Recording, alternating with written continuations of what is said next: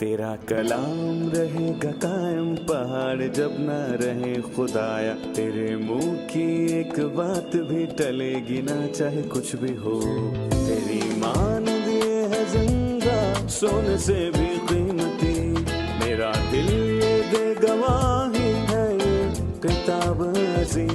नाज़िल करे अपना कलाम, शिकस्ता दिलों को सुकून मिले, तारीखी दूर हो मेरी राहें रोशन कर। दे अपना कलाम कसरत से ए खुदा, बदल दे रिहाई दे कसरत से फल मिला। कलाम रहेगा कायम पहाड़ जब ना रहे खुदाया, तेरे मुंह की एक बात भी टलेगी ना चाहे कुछ भी हो। अजीज नाजरीन, मैं अयाद ज़रीफ आप तमाम देखने वालों को हमारे रोज़ के बाइबली मुतालियाती प्रोग्राम की नई किस्त में खुशामदीद कहता हूँ। मैं इस प्रोग्राम के लिए खुदावन का नहायत शुक्रगुजार हूँ और मुझे यकीन है कि ये प्रोग्राम लाखों लोगों के लिए बरकत का बायस है। मैं बाइबल मुक़द्दस के बगैर अपने ख़ानदानों, घरानों और बिरादरियों का हाल सोचता हूँ कि वो इसके बगैर कैसे होंगे। ज़बूर 119 में लिखा है, तेरा कलाम मेरे कदमों के लिए चिराग और मेरी राह के लिए रोशनी है। खुदावन ने आपके हाथों में ये रोशनी दी है जो हमें फंदे और गड्ढे से बचाती है। अजीज़ों, मैं बताना चाहता हूँ कि वाहिद चीज़ जो आपके जहन और राह को रोशन करे और इब्लीस की चालों को जाहिर करके इब्लीस के फंदों से आपको बचाए, वो सिर्फ पाक कलाम है, खुदा का जिंदा कलाम। इसलिए मैं खुदावन का कलाम के लिए लाख बार शुक्रिया अदा करता हूँ। अगर आप ऐसे मुल्क में हैं जहाँ बाइबल की ममानत है, मैं इस प्रोग्राम के लिए खुदा का शुक्र करता हूँ क्योंकि इसके ज़रिए आप तक कलाम पहुँचता है। मैं बताना चाहता हूँ कि पिछले कुछ महीनों और सालों में हमें तमाम नाजरीन से खतूत और पैगामात मिले और उन्होंने हमें बताया कि ये प्रोग्राम मसीहियों और गैर मसीहियों के लिए हकीकी बरकत का बायस है। खुदा ने इंजील की रोशनी से ये जगहें रोशन की। इंजील की रोशनी से दिन का उजाला हुआ और बहुत से लोगों ने खुदा को कबूल किया और मुझे उम्मीद है कि आप भी उनमें से एक हैं। और आज खुदावन के फजल से हम पहले करंथियों के 9वें बाब का मुतालिया करेंगे। लेकिन प्रोग्राम के बाकायदा आगाज से पहले मैं खुदा के खादिम डॉक्टर फरीद ज़की को खुशामदीद कहूँगा। शुक्रिया भाई। साथ ही स्टूडियो में आए दीगर मेहमानों को भी खुशामदीद। डॉक्टर फरीद, 9वें बाब का मौजू क्या है? वो उसी ख्याल की बात करता है जो 8वें बाब में है, यानी मसीही आज़ादी और उसका सही इस्तेमाल। और पौलुस रसूल ने 8वें बाब में एक असूल बनाया है जिसका ताल्लुक बुतों की कुर्बानी खाने से है, और उसने इस बाब को शानदार मसीही असूल से ख़त्म किया। इस सबब से अगर खाना मेरे भाइयों को ठोकर खिलाए तो मैं कभी हरगिज़ गोश्त ना खाऊंगा ताकि अपने भाइयों के लिए ठोकर का सबब ना बनूं। किसी ने पौलुस से पूछा, आप इस बारे में क्या कहते हैं? क्या आप एक रसूल होते हुए अपने हक को छोड़ देते हैं ताकि कोई दूसरा ठोकर ना खाए और खिदमत में मुश्किल ना हो? तो पौलुस रसूल ने इसका जवाब 9वें बाब में दिया, हाँ, और बहुत से सबूत दिए जहां वो अपने इस हक से दस्तबरदार हुआ जो खुदा ने उससे दिया ताकि खिदमत में रुकावट ना हो। सही। मैं 9वें बाब की चंद आयत पढ़ूंगा, फिर आपसे सवाल पूछूंगा। 9वां बाब, क्या मैं आज़ाद नहीं? क्या मैं रसूल नहीं? क्या मैंने यीशु को नहीं देखा जो हमारा खुदावंद है? क्या तुम खुदावंद में मेरे बनाए हुए नहीं? अगर औरों के लिए रसूल नहीं तो तुम्हारे लिए तो बेशक हूं, क्योंकि तुम खुद खुदावंद में मेरी रसालत पर मोहर हो। जो मेरा इम्तिहान करते हैं उनके लिए मेरा यही जवाब है। क्या हमें खाने पीने का इख्तियार नहीं? क्या हमको ये इख्तियार नहीं कि किसी मसीही बहन को ब्याह कर लिए फिरें जैसा और रसूल और खुदा उनके भाई और कैफा करते हैं? या सिर्फ मुझे और बरनाबास को ही मेहनत मुशक्कत से बाज रहने का इख्तियार नहीं? कौन सा सिपाही कभी अपनी गिरा से खाकर जंग करता है? कौन ताकिस्तान लगाकर उसका फल नहीं खाता? या कौन गल्ला चुरा कर उस गल्ले का दूध नहीं पीता? क्या मैं ये बातें इंसानी कियास ही के मुआफिक कहता हूँ? क्या तौरात भी यही नहीं कहती? चुनाचे मूसा की तौरात में लिखा है कि दाएं में चलते हुए बैल का मुंह ना बांधना। क्या खुदा को बैलों की फिक्र है, या खास हमारे वास्ते ये फरमाता है? हाँ, ये हमारे वास्ते लिखा गया, क्योंकि मुनासिब है कि जोतने वाला उम्मीद पर जोते और दाएं चलाने वाला हिस्सा पाने की उम्मीद पर दाएं चलाए। बस जब हमने तुम्हारे लिए रूहानी चीजें बोईं, तो क्या ये कोई बड़ी बात है कि हम तुम्हारी जिस्मानी चीजों की फसल काटें? जब औरों का तुम पर यह इख्तियार है, तो क्या हमारा इससे ज्यादा ना होगा? लेकिन हमने इस इख्तियार से काम नहीं लिया, बल्कि हर चीज की बर्दाश्त करते हैं ताकि हमारे बाइस मसीह की खुशखबरी में रुकावट ना हो। भाई, मैं रसूलों के असूल के बारे में जानना चाहूंगा जो पौलुस रसूल ने अपनी खिदमत के लिए छोड़ दिए। जी, पहला हक ये था कि पौलुस शादी करके बीवी को रखता और ईमानदार उसकी और उसकी बीवी की माली मदद करते। और उसने बताया कि बाकी रसूल ये हक इस्तेमाल कर रहे हैं, मसलन कैफा जो कि पतरस था, और खुदावंद के भाई याकूब और बाकी शादीशुदा थे जो अपनी बीवियों को खिदमत में ले जाते थे। उनकी हमायत भी हुई, लेकिन उसने ये फैसला किया कि शादी ना करे और अपनी बीवी ना रखे ताकि वो खुद को खिदमत के लिए पूरी तरह वक्फ करे। ये अपना हक छोड़ने जैसा है। आप तसव्वुर करें कि पौलुस को जरूरत थी कि उसकी बीवी उसका ख्याल रखे, पर उसने खिदमत के लिए ये हक छोड़ दिया। दूसरा हक ये था कि वो कलीसिया के ईमानदारों से माली मदद हासिल करे। ये असूल मसीह ने बनाया था। उसने कहा कि खुशखबरी सुनाने वाले खुशखबरी के वसीले से गुजारा करें, मगर उसने चंद कलीसियाओं के सिवा अपने इस हक को छोड़ दिया और उसने कुरिन्थस की कलीसिया से माली मदद लेने से भी इनकार कर दिया था। वो जिस्मानी लोग थे। बिल्कुल, वो हक से दस्तबरदार हुआ क्योंकि वो जिस्मानी थे और उसके रसूल होने पर सवाल करते थे कि तूने अपना हक क्यों ना लिया। ये बहुत ही अहम है, लेकिन उसने अपना माली हक इस्तेमाल नहीं किया ताकि उसकी खिदमत में हर्ज ना हो। उसने कहा मैं रसूल नहीं। उसने वो वजूहात दी जो उसके रसूल होने को साबित करती हैं। मैं चाहता हूं कि आप रसूल होने की निशानी बताएं। एक रसूल की क्या अहलियत है? रसूल की निशानी, पहला, उसने मसीह को जी उठने के बाद देखा हो, और फिर दूसरा, मसीह अजीम कामों और मौजज़ों से उसकी हर हाल में मदद करे ताकि अंजील की हकीकत साबित हो। मैं कहूंगा कि ये अहम तरीन निशानियां हैं, और ये दो अहम तरीन निशानियां पौलुस में ये मौजूद थी। जी, पौलुस में मौजूद थी। शुक्रिया भाई, हम वक्फा लेंगे और फिर मेहमानों के सवालात के साथ हाजिर होंगे। अजीज नाजरीन, एक वक्फे के बाद दोबारा हाजिर होंगे, हमारे साथ रहिए।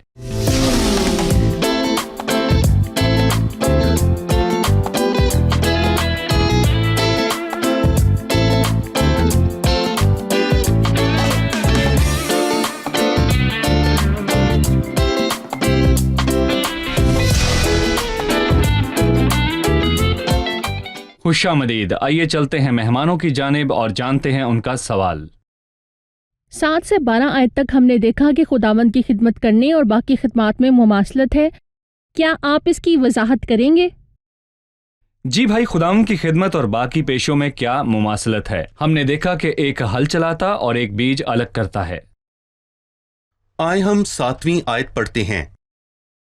कौन सा सिपाही अपने घर से खाकर जंग करता है, और कौन ताकिस्तान लगाकर उसका फल नहीं खाता, या कौन गल्ला चराकर उस गल्ले का दूध नहीं पीता।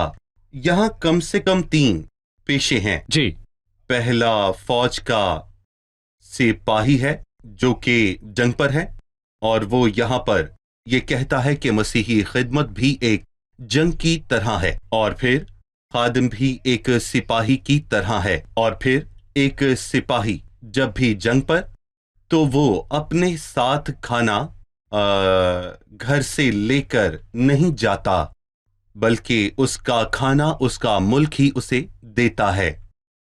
और दूसरी तशबीह यह है कि कौन ताकिस्तान लगाकर उसका फल नहीं खाता, और खिदमत एक ताकिस्तान है, और खादिम वो है जो उस ताकिस्तान में हल चलाता है, और किसान जो पौधा लगाता है, बीज बोता है, اور وہ اس کو پانی دیتا ہے اور اس کا خیال رکھتا ہے جب تک کہ وہ پودا اچھا پھل نہ دے۔ یہ منطقی ہے کہ جب یہ کسان اس پاکستان کا پھل چیک کرے تو وہ اسے چیک کرتے ہوئے کھا لے، اور یہ ایسا نہیں کہ بیٹا پوچھے کہ پھل کیسا ہے اور وہ کہے کہ بہت اچھا ہے جبکہ اس نے اس کو ہاتھ بھی نہ لگایا ہو۔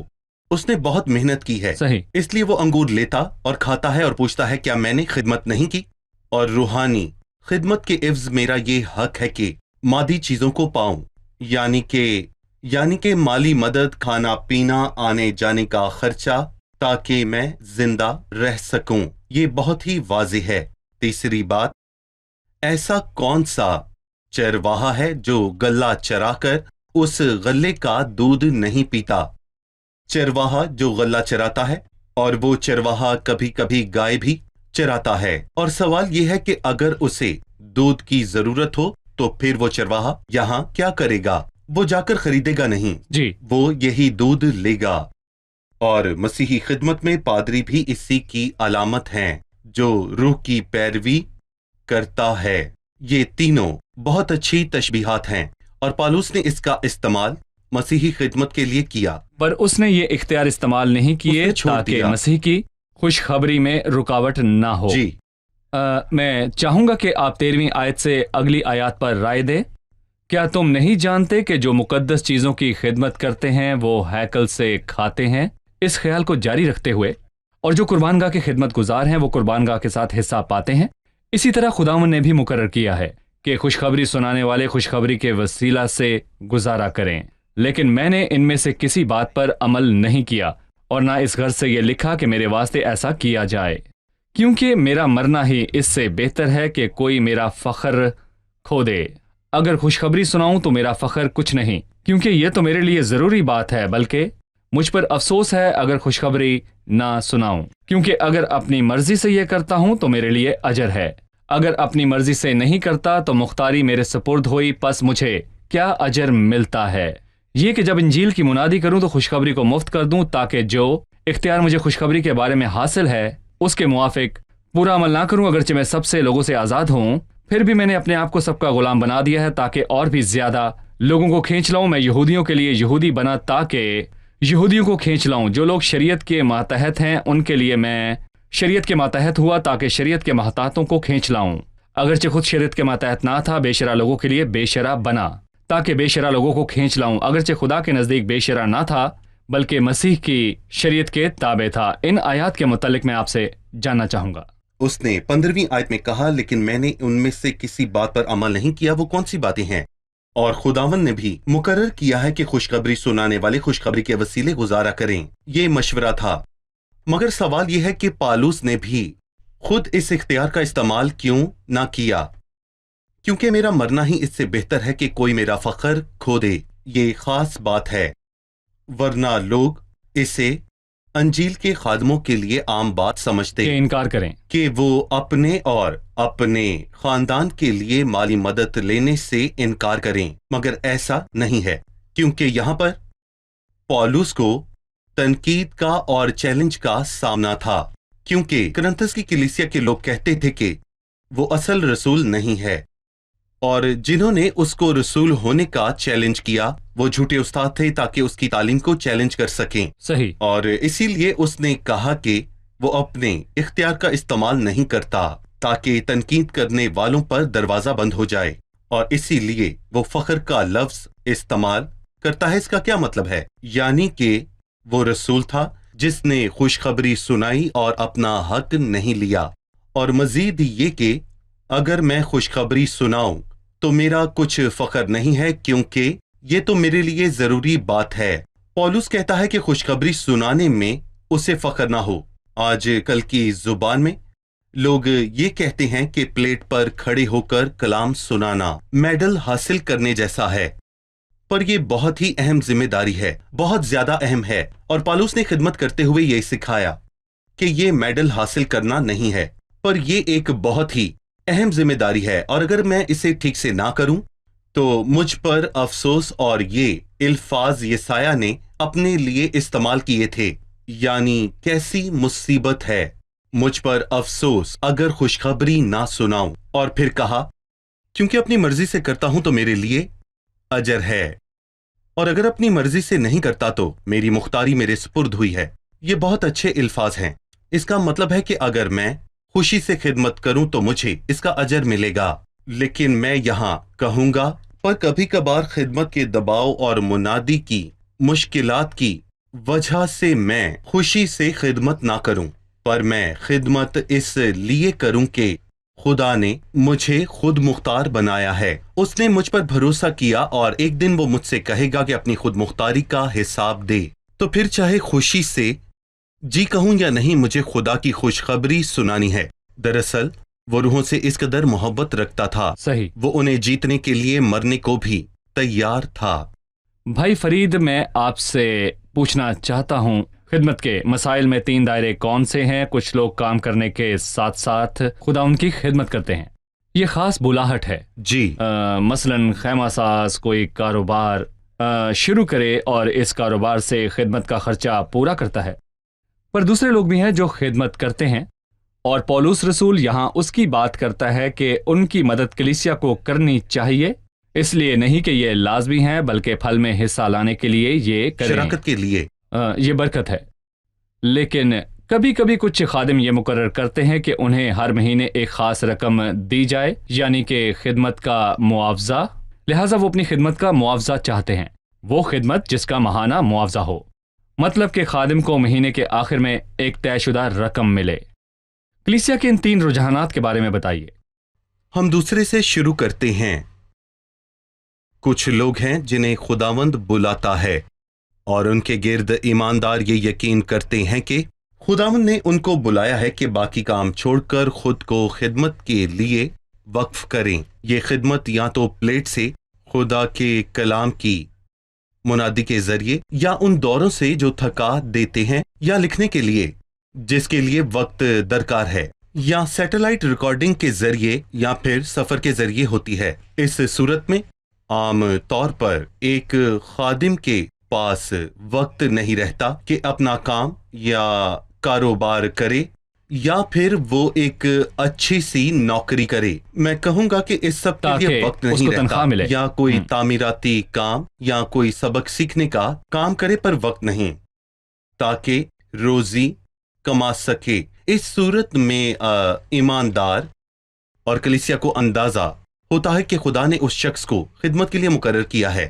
تاکہ ان کے اور باقیوں کے لیے بابرکت ہو، اور میں کہوں گا کہ خدا کی طرف سے ان پر یہ فرض ہے کہ وہ ان کو کچھ دیں۔ میں اسے معاوضہ نہیں کہوں گا، یہ خدمت میں ہمارا حصہ ہے، اور آپ نے بہت اچھی بات کہی۔ پالوس نے کہا جب ہم نے تمہارے لیے روحانی چیزیں بوئیں تو کیا یہ بڑی بات ہے کہ ہم تمہاری جسمانی چیزوں کی فصل کاٹیں؟ ان میں سے بڑی بات کیا ہے؟ خدا کا کلام پیش کر کے روحیں جیتنا اور ایمان کو بڑھانا، یا پھر کچھ پیسے یا ڈالر یا پھر کچھ دینار دینا؟ اور میں کہوں گا کہ جو بھی وہ دیں اس کا کیا پیش کرتے ہیں؟ روحانی چیزوں سے کچھ موازنہ نہیں۔ اور دوسری قسم وہ لوگ ہیں جو کہ خدمت کرنا پسند کرتے ہیں، پر یہ جانتے ہیں کہ یہاں پر ایمانداروں کی حالت اور کلیسیا کی حالت یہ ہے کہ وہ دینے کی حالت میں نہیں ہیں، اور اسی لیے وہ یہ قبول کرتے ہیں کہ وہ باقی وقت میں کام کریں اور پھر بعد میں خدا کی خدمت بھی کریں۔ صحیح۔ یہ الہی رہنمائی اور ان کے کلیسیا کے بیچ اتفاق سے ممکن ہے۔ صحیح۔ تیسری قسم میں رکنا چاہتا ہوں کیونکہ یہ خطرناک ہے۔ خدمت کرتے وقت کلیسیا کو اپنی مدد کے لیے مقرر کرنا۔ دراصل ایسی کوئی پابندی نہیں ہے۔ دوسری بات یہ کہ کلیسیا کی بناوٹ لین دین کے اصولوں پر ہوگی، یعنی ایک شخص خدمت کرے اور اس کو ماہانہ وار ایک رقم ملے جیسے کہ تنخواہ۔ میں کہوں گا کہ یہ خدمت نہیں، نوکری ہے۔ صحیح۔ خدمت نوکری سے مختلف ہے، پر خدمت کا بنیادی عنصر یہ ہے کہ خادم خدا پر انحصار کرے کہ خداوند اس کی مدد کرے گا، کلیسیا یا پھر کسی اور یا کے انفرادی۔ ذریعے۔ یا انفرادی طور پر؟ صحیح، یہ واضح ہو گیا، شکریہ۔ ہم ایک وقفہ لیں گے اور پھر مہمانوں کے سوالات کے ساتھ حاضر ہوں گے۔ ناظرین، ایک چھوٹے سے وقفے کے بعد دوبارہ حاضر ہوں گے، ہمارے ساتھ رہیے۔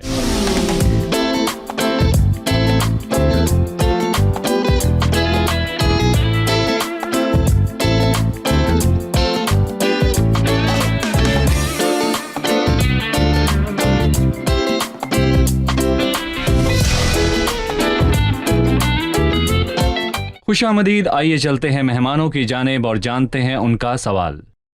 میرا سوال ان آیات سے ہے جو میں پڑھوں گا۔ ضرور۔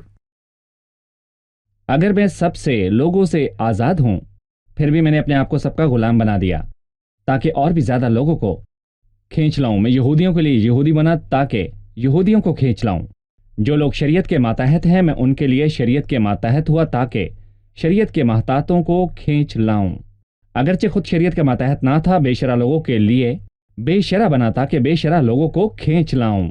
اگرچہ خدا کے نزدیک بے شرع نہ تھا بلکہ مسیح کی شریعت کے تابع تھا، کمزوروں کے لیے کمزور بنا تاکہ کمزوروں کو کھینچ لاؤں۔ میں سب آدمیوں کے لیے سب کچھ بنا ہوا ہوں تاکہ کسی طرح سے بعض کو بچاؤں، اور میں سب کچھ انجیل کی خاطر کرتا ہوں تاکہ اوروں کے ساتھ اس میں شریک ہوں۔ پولس کا ان آیات سے کیا مطلب ہے؟ بھائی، ہمیں تھوڑی وضاحت کی ضرورت ہے۔ یہ صاف بیان ہے کہ ہر گروہ اور ہر زمرے کے عقیدے کے مطابق ہو کر انہیں کھینچ لائیں۔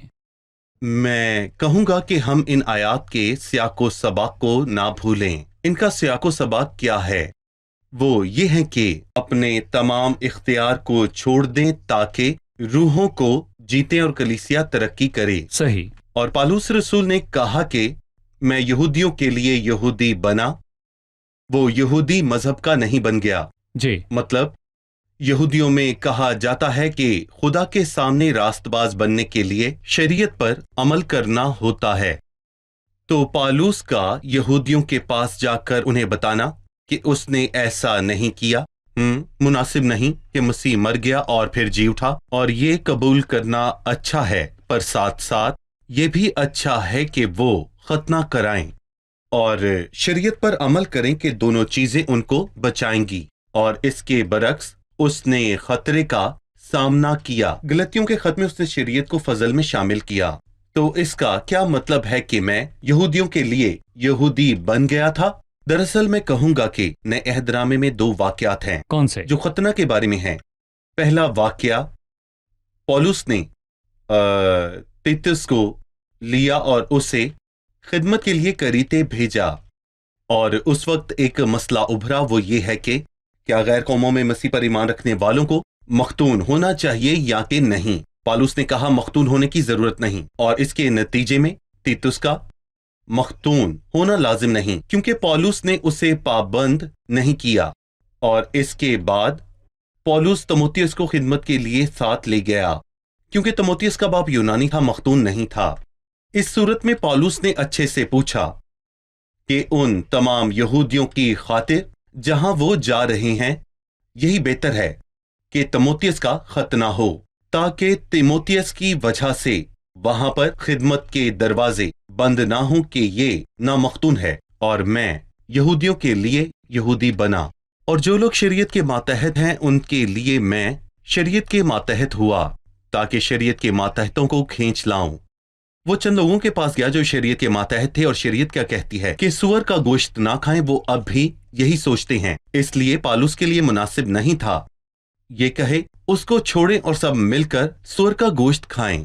وہ مسیح کے نجات کے اصل کام کو چھوڑ کر ایسے متنازع مسائل پر بات کرنے لگتے کہ سور کا گوشت کھانا روا ہے یا کہ نہیں۔ تو میں کہوں گا کہ پولس اس کھانے کو چھوڑنے کے لیے تیار تھا، بے شر لوگوں کے لیے بے شر بن کر، تاکہ بے شر لوگوں کو کھینچ لاؤں۔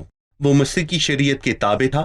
مسیح کی شریعت سے مراد ہے کہ ہر کام میں مسیح کا فرما بردار تھا، جو بھی مسیح اسے کرنے کو کہے۔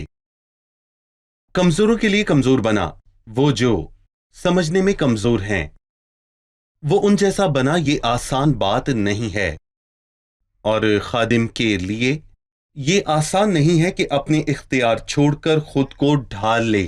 تاکہ وہ بآسانی لوگوں تک پہنچ سکے۔ وہ ایسا نہیں کر سکتا جب تک وہ ان کی قدر اور ان سے محبت بالکل نہ کرتا ہو۔ صحیح۔ ڈاکٹر فرید بہت شکریہ۔ اب جانتے ہیں کہ مہمانوں نے کیا سیکھا۔ آج ہم نے سیکھا کہ پولس رسول اپنے رسول ہونے کی بات کرتا ہے۔ رسول ہونے کی کیا شرائط ہیں اور وہ کیا پولس پر پوری اترتی ہیں؟ ہم جانتے ہیں کہ رسول ہونے کے لیے ضروری ہے مسیح کو مردوں سے جینے کے بعد دیکھا ہو۔ واقعی یہ پولس رسول کے ساتھ یہ ہوا کیونکہ دمشق کے راستہ میں مسیح اس کو ملا۔ دوسری چیز، خدا کے عظیم کاموں اور معجزوں سے اس کا رسول ہونا ثابت ہو۔ یہ پولس کی تمام زندگی میں بہت واضح تھا۔ صحیح۔ ہم جاننا چاہتے ہیں کہ بائبل مقدس میں خدا کا ان کے لیے کیا اصول ہے جو خوشخبری سناتے ہیں۔ کیا پولس نے اپنے اختیار کا استعمال کیا یا پھر چھوڑ دیا؟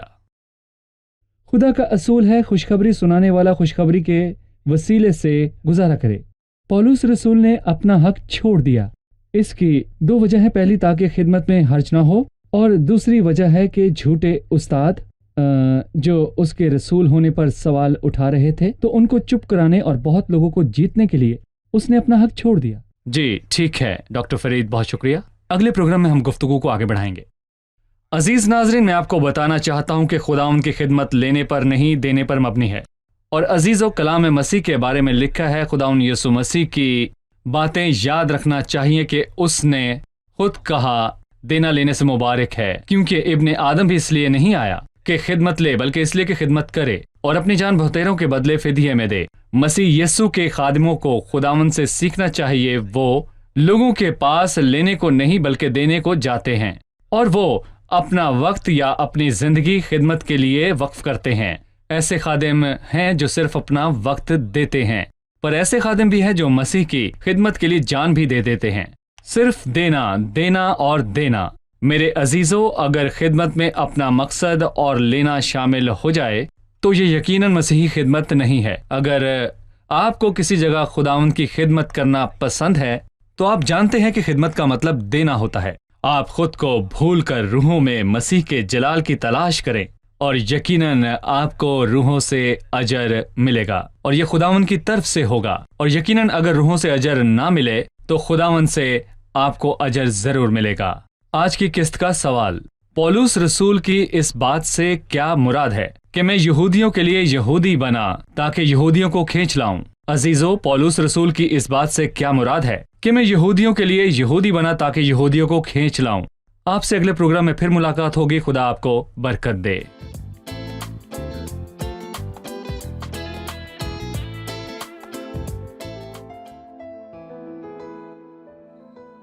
تیرا کلام رہے گا قائم، پہاڑ جب نہ رہے خدایا، تیرے منہ کی ایک بات بھی ٹلے گی نہ چاہے کچھ بھی ہو۔ تیری مان دیے ہے زندہ سونے سے بھی قیمتی، میرا دل یہ دے گواہی ہے یہ کتاب عظیم، نازل کرے اپنا کلام، شکستہ دلوں کو سکون ملے، تاریکی دور ہو میری راہیں روشن کر، دل اپنا کلام کثرت سے اے خدا بدل دے، رہائی دے کثرت سے پھل میں لاؤ۔ کلام رہے گا قائم، پہاڑ جب نہ رہے خدایا، تیرے منہ کی ایک بات بھی ٹلے گی نہ چاہے کچھ بھی ہو۔